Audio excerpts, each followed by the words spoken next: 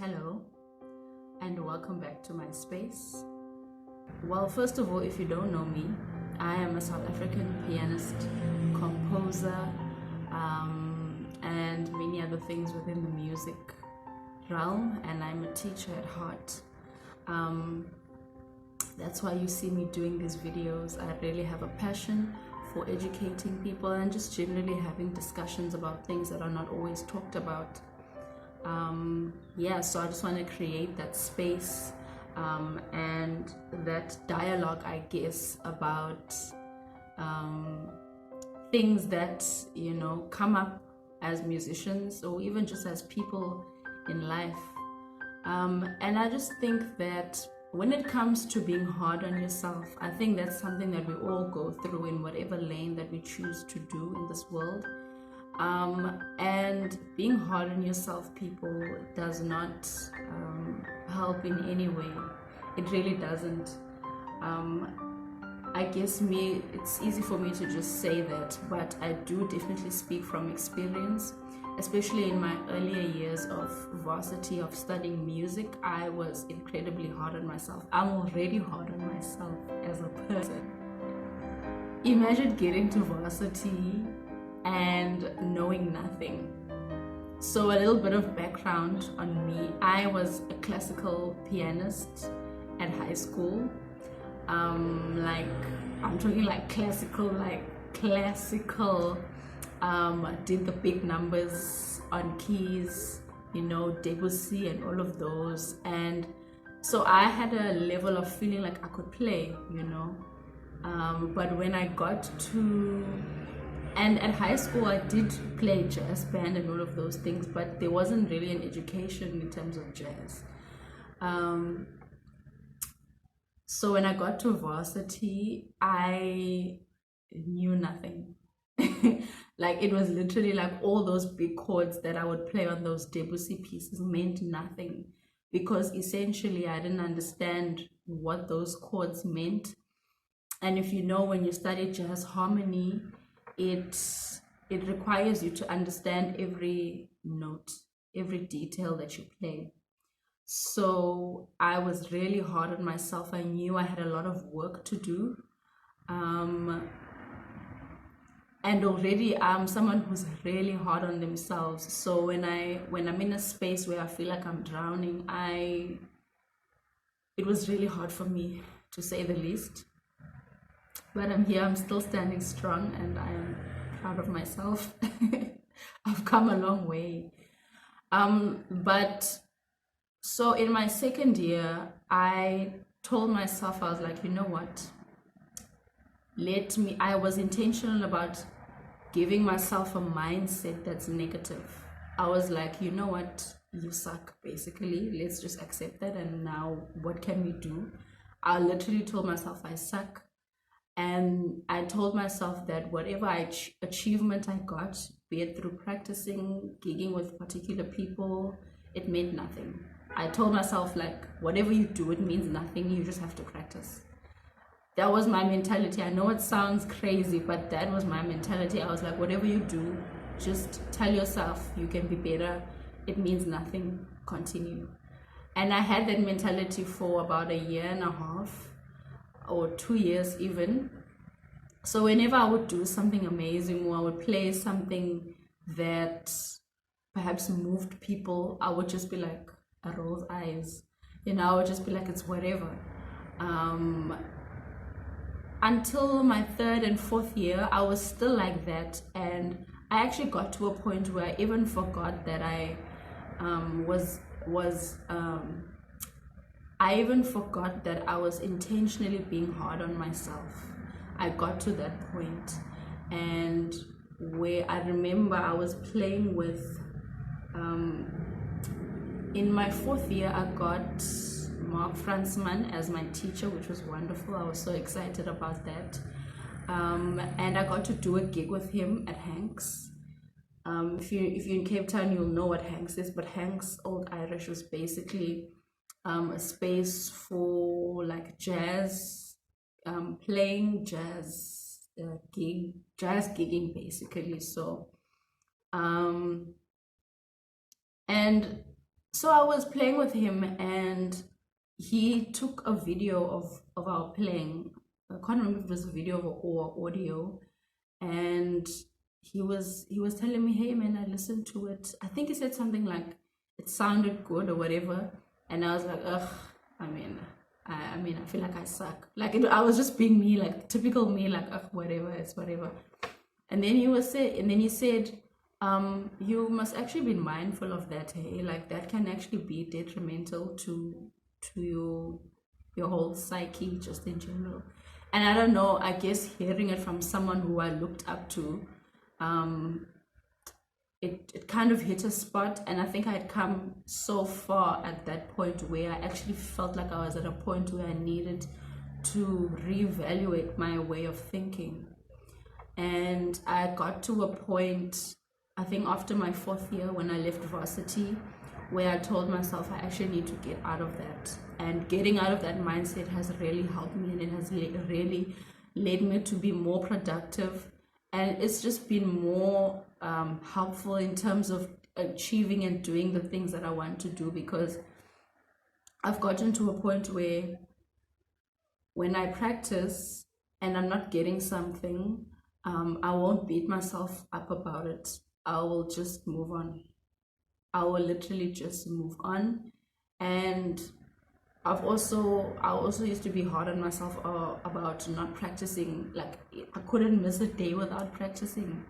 Like, and if I did, I felt like I was a loser basically. Like, wow, what girl? Like, what are you doing with your life? Um, and now I'm at a point where if I miss a day, it's okay. You know, the body also, along with the brain, needs time to process all the things that you give it. You know, and if you're practicing so much, how much do you think the brain can take in all at once? I guess my thinking now is more wholesome as opposed to practicing. Um, but yeah, so I just want to give a few reasons why people tend to be hard on themselves.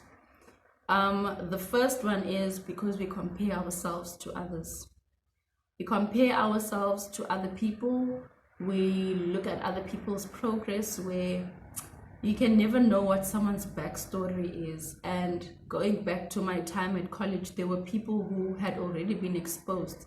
For instance, if someone has got like a gospel background in harmony, they've already got an advantage because they understand harmony more, even though it's not from a jazz context. They understand harmony. Um, Comparing yourself to others, seeing other people play gigs, seeing other people make big band in like first year, second year. I only made big band in my university. I mean, you know, none of this really matters at this point, but at that point it was like, because you know, that was my environment and I was at that age. I only made big band in my third year, and I remember I had a peer of mine who made big band in the first year. Not a piano player, you know, it was a horn player. And I was like, wow, like that's a level. And I would look at myself and be like, wow, what are you doing though? So comparing yourself is really not the greatest thing. And I would say avoid comparing yourself to other people, because everyone is on a different journey and we all have different purposes. I've learned that my purpose is more in education, and not just education in a classroom, but education in a mentor style, getting to know people, the things that they're going through, and the things that they go through. So my phone was giving me a bit of issues, but we're back. Um, what I was saying is that the importance of knowing what your, do you call it niche, what your thing is, actually also helps you avoid comparing yourself to others. Not only comparing yourself to others, but always feeling like you need to reach a certain level.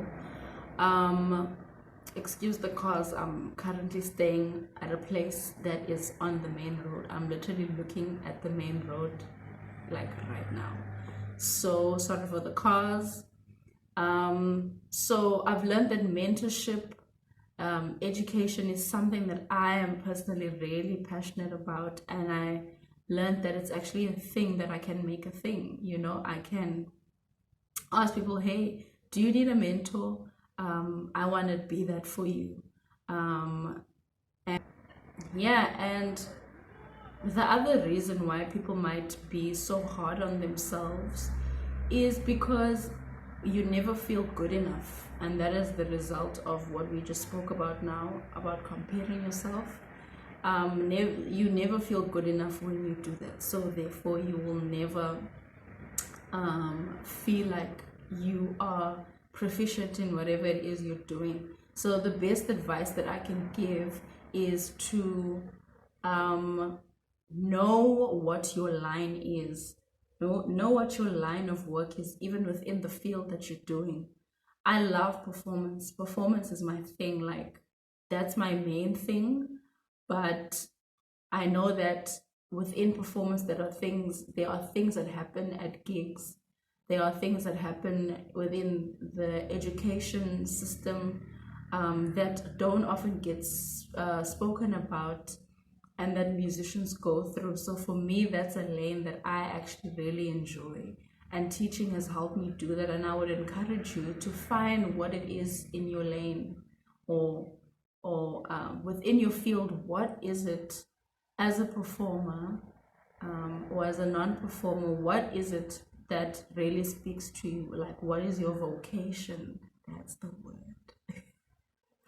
What is your vocation? What is your purpose? And for me, a purpose is something that helps people, bring them closer to God. It helps people see the light. It helps them see the light and not be so concerned with worldly things, because worldly things will make you compare yourself to others. It is the worldly system that we live in that will make you feel like you're not good enough. But in the eyes of God, you are so beautiful.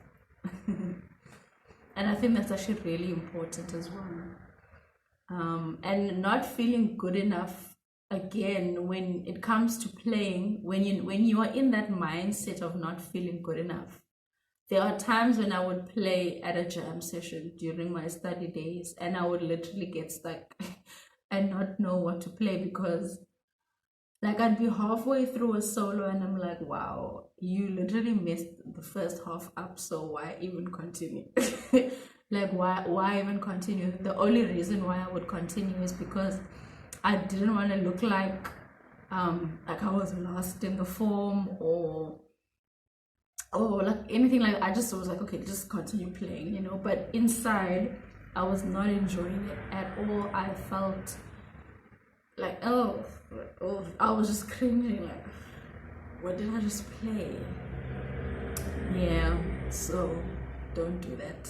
Avoid that. Avoid that. And if you know jam sessions are not your thing, don't do jam sessions.